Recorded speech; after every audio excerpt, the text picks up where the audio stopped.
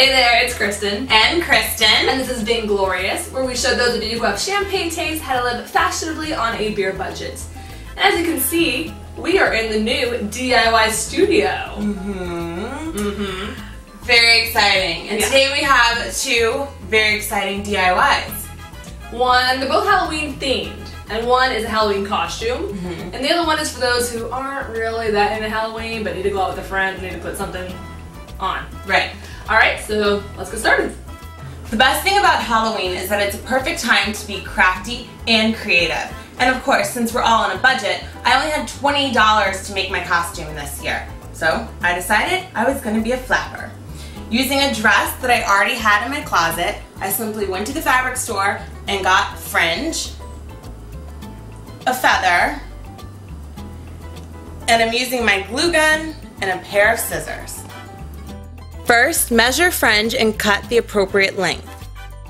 Use a glue gun or fabric glue to glue the fringe directly onto the dress. If you have skills in sewing, I suggest sewing the fringe to the dress. Continue gluing the fringe all over the dress. My suggestion is to start from the bottom of the dress so your fringe doesn't get intertwined. When you get to the top of the dress, make sure to glue directly onto the edge. Now for the headband. It's simple.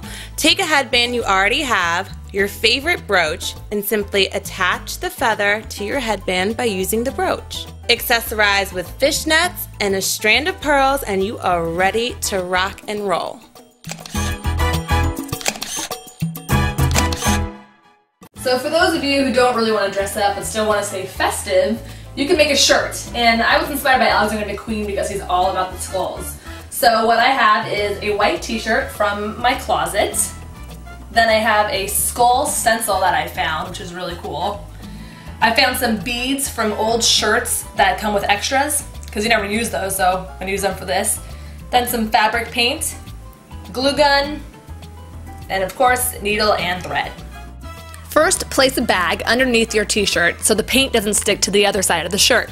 Place the stencil on top of the shirt wherever you want it and start painting. I didn't include the bones on this one because it's more Alexander McQueen if you don't. Take off the stencil and paint in any gaps that you see. First let dry and then start placing the sequins and jewels wherever you want them. Glue on the sequins and sew on the jewels and you're set.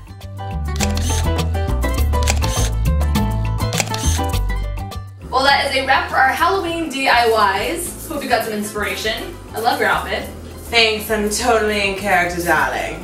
Oh, well, excuse me.